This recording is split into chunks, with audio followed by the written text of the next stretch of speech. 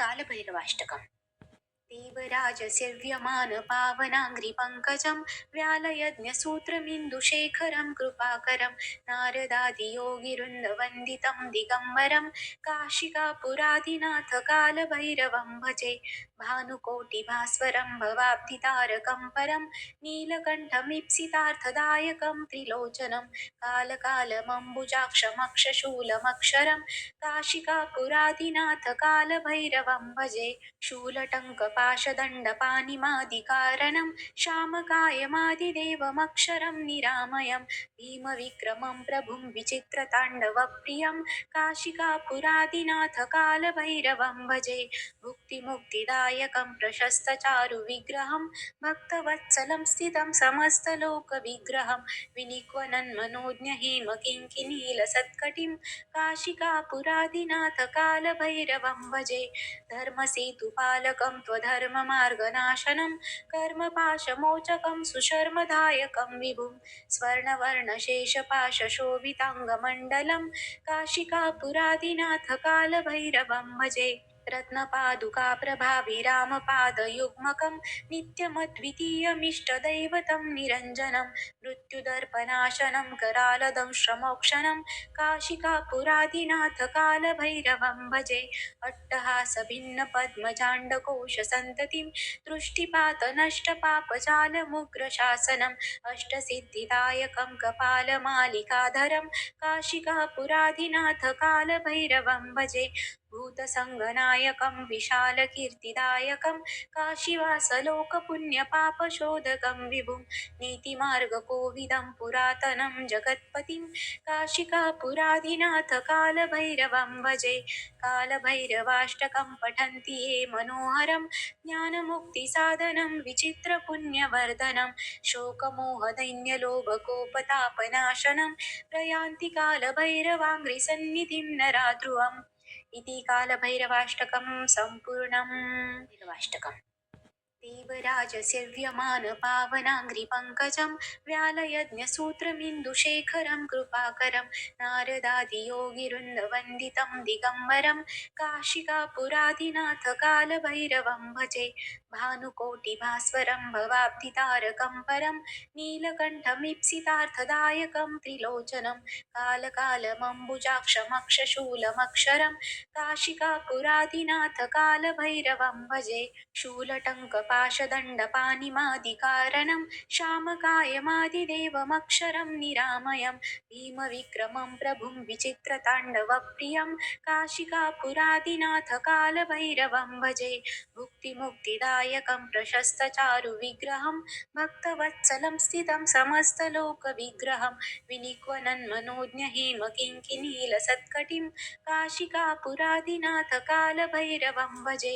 धर्मसेतुपालकं त्वधर्ममार्गनाशनं कर्मपाशमोचकं सुशर्मदायकं विभुं स्वर्णवर्णशेषपाशशोभिताङ्गमण्डलं काशिकापुरादिनाथकालभैरवं भजे रत्नपादुकाप्रभाभिरामपादयुग्मकं नित्यमद्वितीयमिष्टदैवतं निरञ्जनं मृत्युदर्पनाशनं करालदंश्रमोक्षणं काशिकापुरादिनाथकालभैरवं भजे अट्टहासभिन्नपद्मजाण्डकोशसन्ततिं दृष्टिपातनष्टपापजालमुग्रशासनम् अष्टसिद्धिदायकं कपालमालिकाधरं काशिकापुरादिनाथकालभैरवं भजे भूतसङ्गनायकं विशालकीर्तिदायकं काशीवासलोकपुण्यपापशोधकं विभुं नीतिमार्गकोविदं पुरातनं जगत्पतिं काशिकापुरादिनाथकालभैरवं भजे कालभैरवाष्टकं पठन्ति ये मनोहरं ज्ञानमुक्तिसाधनं विचित्रपुण्यवर्धनं शोकमोहदैन्यलोभकोपतापनाशनं प्रयान्ति कालभैरवाङ्घ्रिसन्निधिं नराध्रुवम् इति कालभैरवाष्टकं सम्पूर्णम् भैरवाष्टकम् देवराजसेव्यमानपावनाङ्घ्रिपङ्कजं व्यालयज्ञसूत्रमिन्दुशेखरं कृपाकरं नारदादियोगिवृन्दवन्दितं दिगम्बरं काशिकापुरादिनाथकालभैरवं भजे भानुकोटिभास्वरं भवाब्धितारकं परं नीलकण्ठमीप्सितार्थदायकं त्रिलोचनं कालकालमम्बुजाक्षमक्षशूलमक्षरं काशिकापुरादिनाथकालभैरवं भजे शूलटङ्कपाशदण्डपानिमादिकारणं श्यामकायमादिदेवमक्षरं निरामयं भीमविक्रमं प्रभुं विचित्रताण्डवप्रियं काशिकापुरादिनाथकालभैरवं भजे भुक्तिमुक्तिदायकं प्रशस्तचारुविग्रहं भक्तवत्सलं स्थितं समस्तलोकविग्रहं विनिक्वनन्मनोज्ञहेमकिङ्किनीलसत्कटिं काशिकापुरादिनाथकालभैरवं भजे धर्मसेतुपालकं त्वधर्ममार्गनाशनं कर्मपाशमोचकं सुशर्मदायकं विभुं स्वर्णवर्णशेषपाशशोभिताङ्गमण्डलं काशिकापुरादिनाथकालभैरवं भजे रत्नपादुकाप्रभाभिरामपादयुग्मकं नित्यमद्वितीयमिष्टदैवतं निरञ्जनं मृत्युदर्पनाशनं करालदंश्रमोक्षणं काशिकापुरादिनाथकालभैरवं भजे अट्टहासभिन्नपद्मजाण्डकोशसन्ततिं दृष्टिपातनष्टपापजालमुग्रशासनम् अष्टसिद्धिदायकं कपालमालिकाधरं काशिकापुरादिनाथकालभैरवं भजे भूतसङ्गनायकं विशालकीर्तिदायकं काशीवासलोकपुण्यपापशोधकं विभुं नीतिमार्गकोविदं पुरातनं जगत्पतिं काशिकापुरादिनाथकालभैरवं भजे कालभैरवाष्टकं पठन्ति ये मनोहरं ज्ञानमुक्तिसाधनं विचित्रपुण्यवर्धनं शोकमोहदैन्यलोभकोपतापनाशनं प्रयान्ति कालभैरवाङ्घ्रिसन्निधिं नराध्रुवम् इति कालभैरवाष्टकं सम्पूर्णम्। भैरवाष्टकम् देवराजसेव्यमानपावनाङ्घ्रिपङ्कजं व्यालयज्ञसूत्रमिन्दुशेखरं कृपाकरं नारदादियोगिवृन्दवन्दितं दिगम्बरं काशिकापुरादिनाथकालभैरवं भजे भानुकोटिभास्वरं भवाब्धितारकं परं नीलकण्ठमीप्सितार्थदायकं त्रिलोचनं कालकालमम्बुजाक्षमक्षशूलमक्षरं काशिकापुरादिनाथकालभैरवं भजे शूलटङ्कपाशदण्डपानिमादिकारणं श्यामकायमादिदेवमक्षरं निरामयं भीमविक्रमं प्रभुं विचित्रताण्डवप्रियं काशिकापुरादिनाथकालभैरवं भजे भुक्तिमुक्तिदायकं प्रशस्तचारुविग्रहं भक्तवत्सलं स्थितं समस्तलोकविग्रहं विनिक्वनन्मनोज्ञहेमकिङ्किनीलसत्कटिं काशिकापुरादिनाथकालभैरवं भजे धर्मसेतुपालकं त्वधर्ममार्गनाशनं कर्मपाशमोचकं सुशर्मदायकं विभुं स्वर्णवर्णशेषपाशशोभिताङ्गमण्डलं काशिकापुरादिनाथकालभैरवं भजे रत्नपादुकाप्रभाभिरामपादयुग्मकं नित्यमद्वितीयमिष्टदैवतं निरञ्जनं मृत्युदर्पनाशनं करालदंश्रमोक्षणं काशिकापुरादिनाथकालभैरवं भजे अट्टहासभिन्नपद्मजाण्डकोशसन्ततिं दृष्टिपातनष्टपापजालमुग्रशासनम् अष्टसिद्धिदायकं कपालमालिकाधरं काशिकापुरादिनाथकालभैरवं भजे भूतसङ्गनायकं विशालकीर्तिदायकं काशीवासलोकपुण्यपापशोधकं विभुं नीतिमार्गकोविदं पुरातनं जगत्पतिं काशिकापुरादिनाथकालभैरवं भजे कालभैरवाष्टकं पठन्ति ये मनोहरं ज्ञानमुक्तिसाधनं विचित्रपुण्यवर्धनं शोकमोहदैन्यलोभकोपतापनाशनं प्रयान्ति कालभैरवाङ्घ्रिसन्निधिं नराध्रुवम्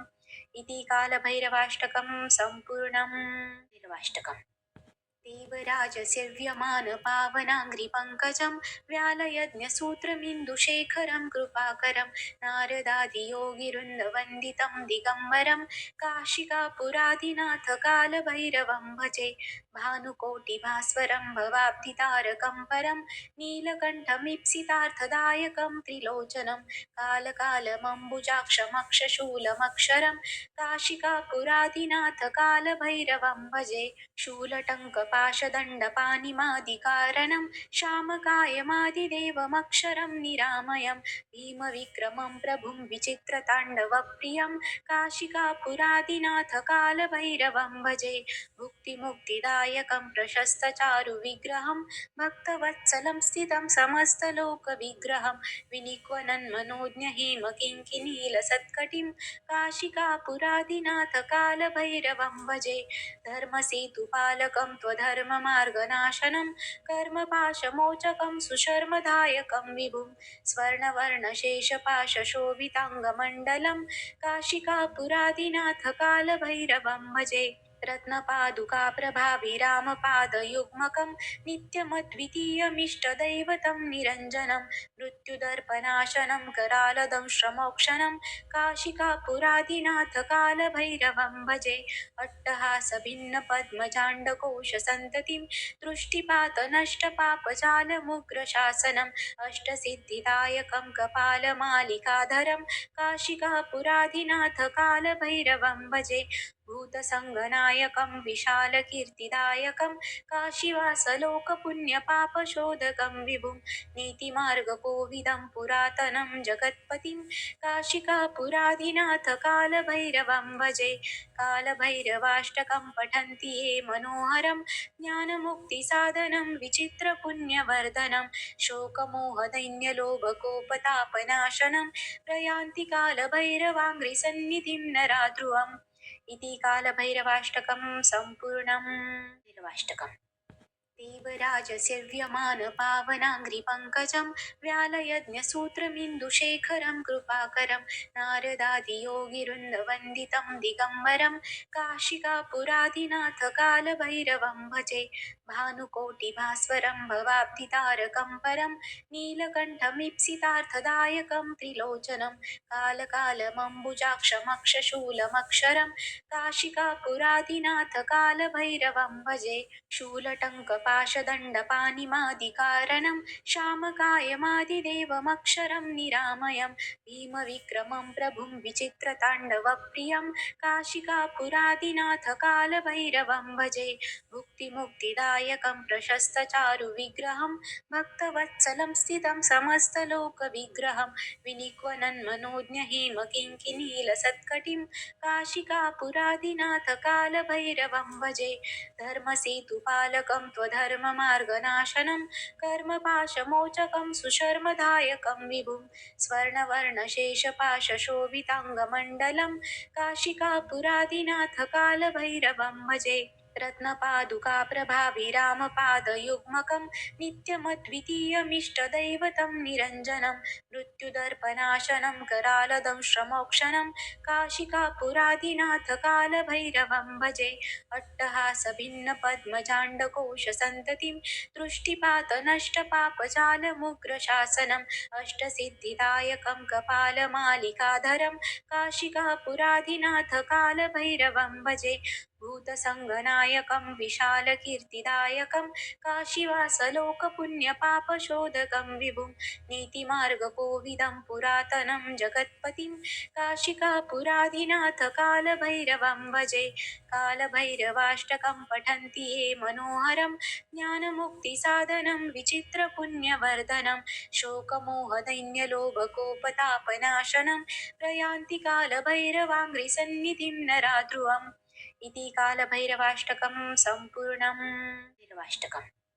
देवराजसेव्यमानपावनाङ्घ्रिपङ्कजं व्यालयज्ञसूत्रमिन्दुशेखरं कृपाकरं नारदादियोगिवृन्दवन्दितं दिगम्बरं काशिकापुरादिनाथकालभैरवं भजे भानुकोटिभास्वरं भवाब्धितारकं परं नीलकण्ठमीप्सितार्थदायकं त्रिलोचनं कालकालमम्बुजाक्षमक्षशूलमक्षरं काशिकापुरादिनाथकालभैरवं भजे शूलटङ्कपाशदण्डपानिमादिकारणं कालकलकल्पतरुपाशदण्डपाणिमादिकारणं श्यामकायमादिदेवमक्षरं निरामयं भीमविक्रमं प्रभुं विचित्रताण्डवप्रियं काशिकापुरादिनाथ कालभैरवं भजे भुक्तिमुक्तिदायकं प्रशस्तचारुविग्रहं भक्तवत्सलं स्थितं समस्तलोकविग्रहं विनिक्वनन्मनोज्ञहेमकिङ्किणीलसत्कटिं काशिकापुरादिनाथ कालभैरवं भजे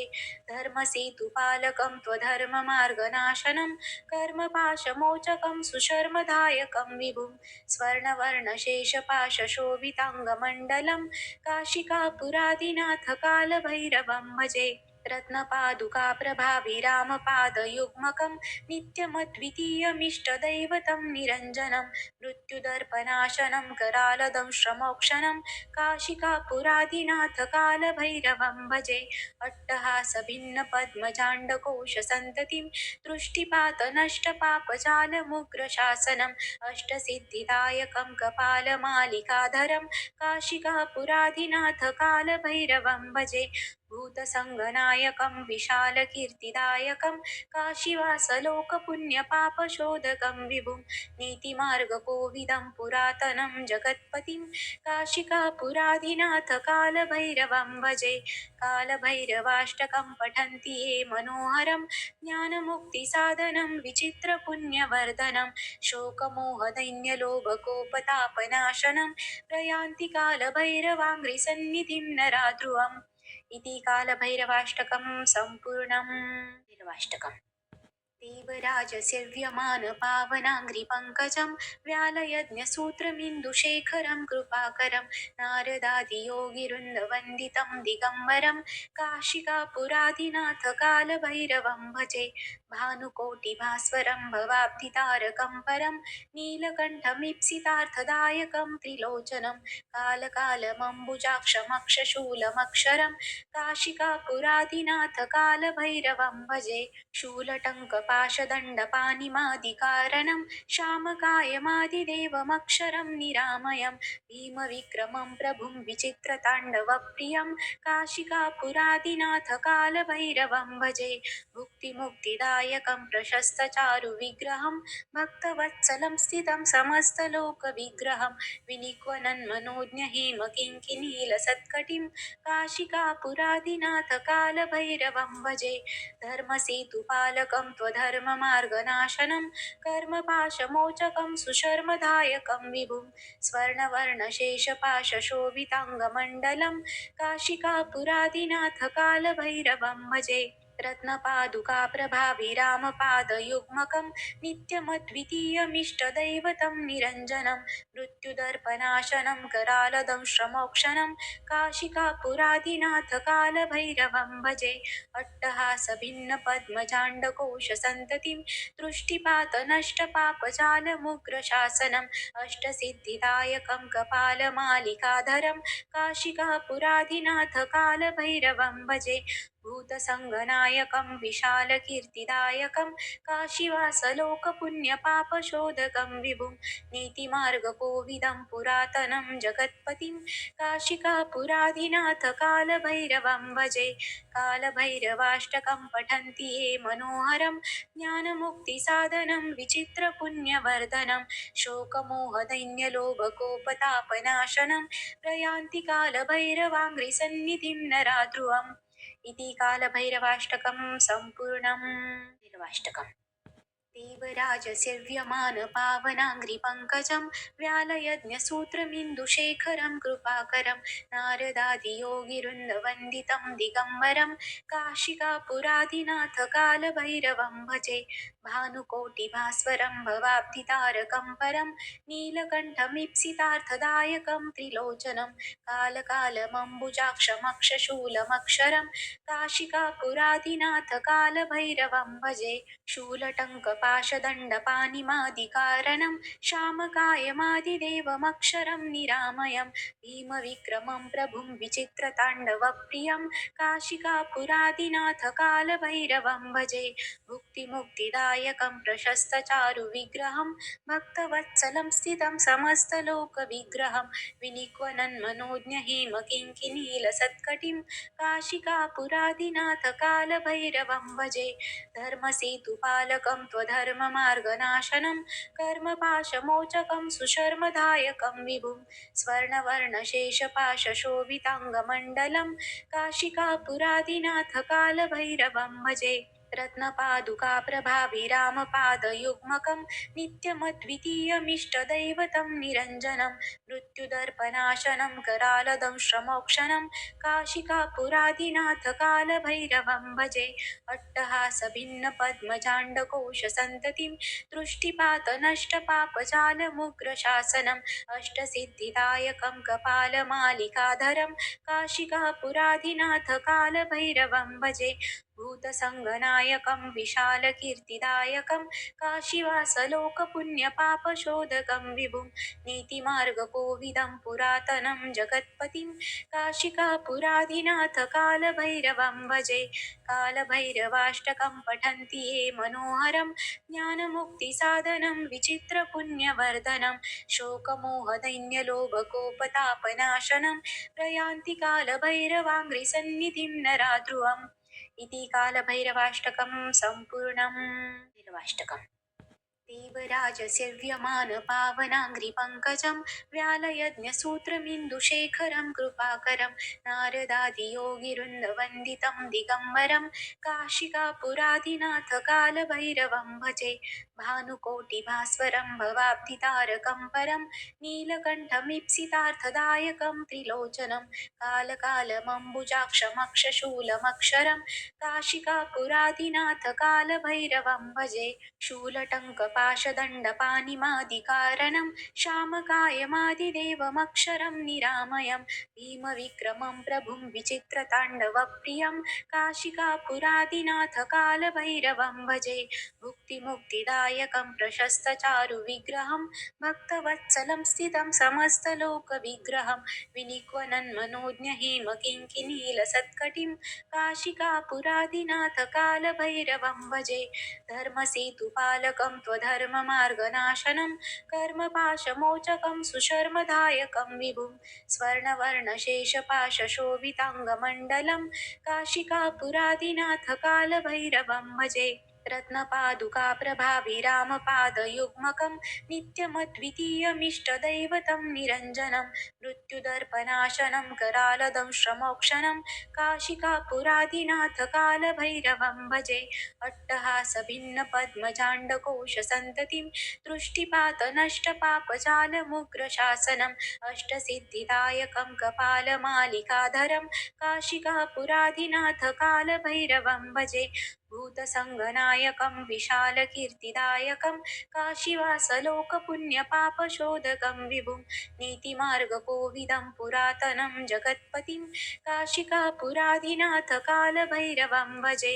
कालभैरवाष्टकं पठन्ति ये मनोहरं ज्ञानमुक्तिसाधनं विचित्रपुण्यवर्धनं शोकमोहदैन्यलोभकोपतापनाशनं प्रयान्ति कालभैरवाङ्घ्रिसन्निधिं नराध्रुवम् इति कालभैरवाष्टकं सम्पूर्णम् भैरवाष्टकम्